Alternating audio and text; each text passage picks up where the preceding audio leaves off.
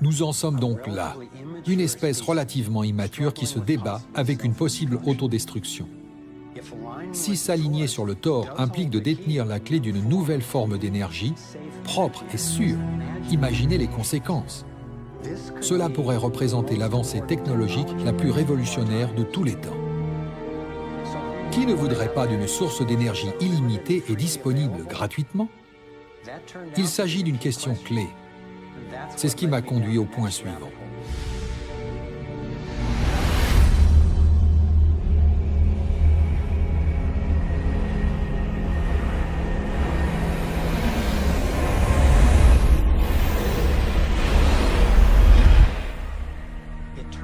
Il s'avère que les scientifiques, depuis le début des années 1900, ont mis au point des méthodes alternatives pour accéder à l'électricité sans combustion. Nikola Tesla a cru qu'il avait découvert ce qu'il appelait l'énergie radiante. Beaucoup de scientifiques pensent qu'il a introduit ce qu'on appelle aujourd'hui l'énergie libre. Mais avant que Tesla n'arrive au terme de son projet, son financier et banquier JP Morgan, qui détenait le monopole du cuivre utilisé pour fabriquer les lignes électriques, reconnut que l'invention de Tesla pouvait émettre de l'électricité sans câble et il cessa de financer Tesla. Le laboratoire de Tesla fut réduit en cendres et Tesla fut mis à l'écart. Tout ça parce qu'il avait essayé de mettre en œuvre sa vision d'une énergie illimitée pour tous.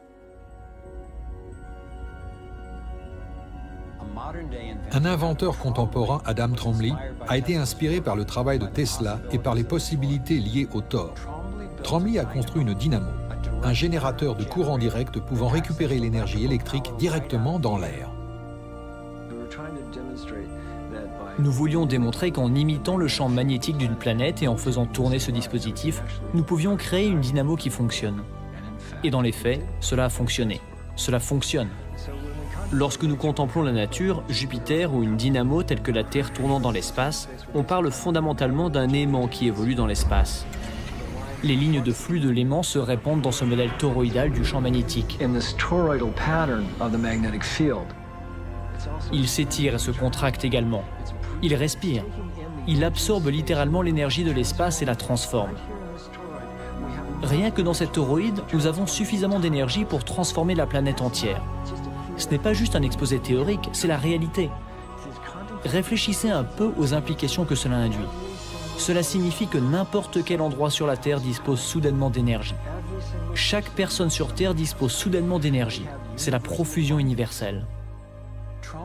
Trombley avait été invité à faire une démonstration de l'un de ses générateurs aux Nations Unies et au Sénat américain, mais la première administration Bush a torpillé ces événements. Ensuite, l'appareil lui-même a été saisi lors d'un raid gouvernemental. L'expérience de Trombley n'est pas un cas unique. À chaque fois, ou presque, que j'ai rencontré l'inventeur d'une technologie prometteuse dans le domaine de l'énergie libre, il m'a raconté une histoire similaire. L'inventeur John Bedini a commencé à travailler en se basant sur les théories de l'énergie radiante de Tesla il y a plusieurs dizaines d'années. Il a produit un éventail de chargeurs de batterie qui généraient plus d'énergie qu'il n'en fallait pour les faire fonctionner. Il a annoncé qu'il allait les commercialiser à bas prix. Peu de temps après, il a été agressé dans son laboratoire et prévenu qu'il ne devait pas fabriquer les machines. Pour sa propre sécurité, il a dû abandonner l'idée de commercialiser des appareils à énergie libre. Tous ces dispositifs proviennent de laboratoires que j'ai personnellement visités.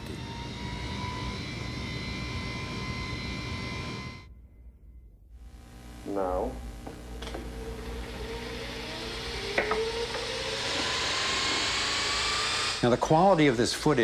Il est vrai que la qualité de ce film est évidemment mauvaise, et je ne m'attends pas à ce que vous soyez convaincus.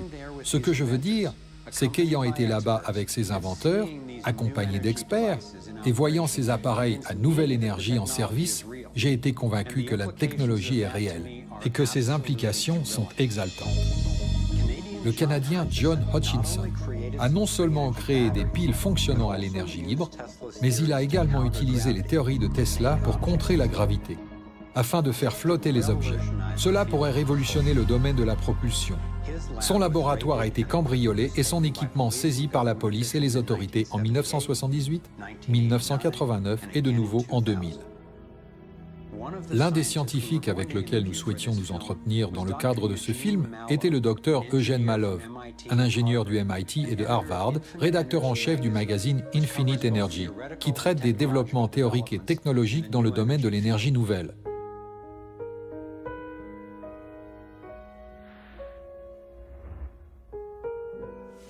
Dr Malov a été mystérieusement battu à mort en 2004.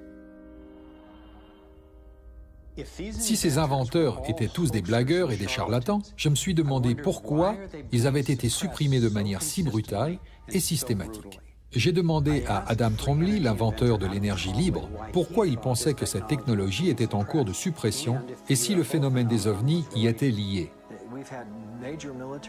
Plusieurs militaires importants ont pris des risques majeurs en disant « oui, ces choses sont réelles ». Pourquoi pensez-vous que le complexe militaro-industriel ne veut pas entendre parler de ça? Parce que cela vous pousse à vous demander quel type de technologie se cache derrière.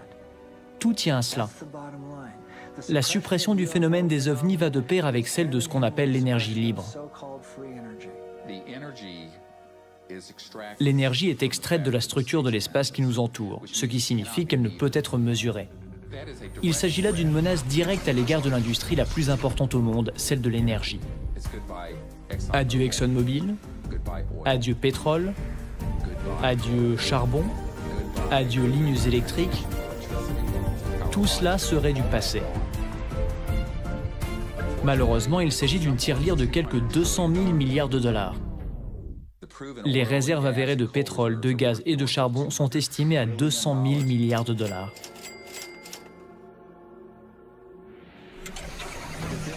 La révélation de cette information modifierait complètement le pouvoir géopolitique, plus que tout autre événement jamais enregistré dans l'histoire humaine.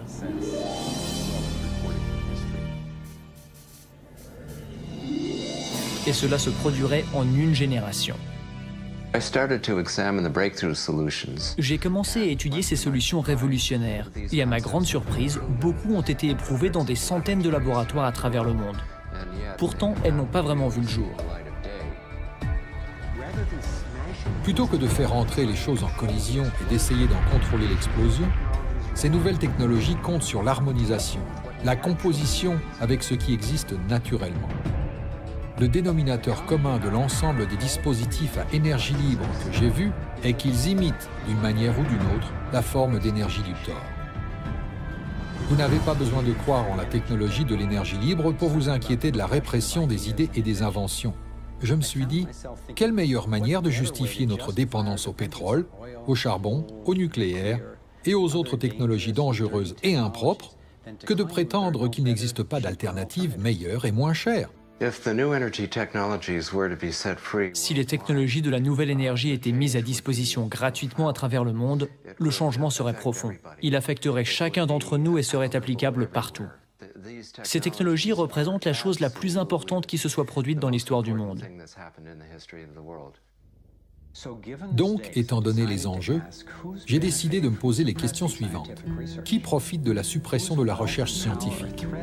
Qui pourrait voir sa richesse et son pouvoir menacés par l'accès à une énergie propre et gratuite? À qui profite un monde où si peu possède tant, et inversement? En tant que chercheur indépendant, j'ai suivi l'une des règles fondamentales du journalisme d'investigation. Si une histoire n'a pas de sens, suivez l'argent. Notre dépendance au pétrole assure aux compagnies du secteur énergétique des profits phénoménaux. Je les vois engager d'énormes ressources pour faire barrage aux énergies alternatives, pour contrôler les réserves mondiales et pour maintenir des prix du pétrole élevés. Elles disposent de suffisamment d'argent et d'influence pour supprimer tout ce qui pourrait menacer leur monopole. Mais qui se cache derrière les énormes compagnies du secteur énergétique?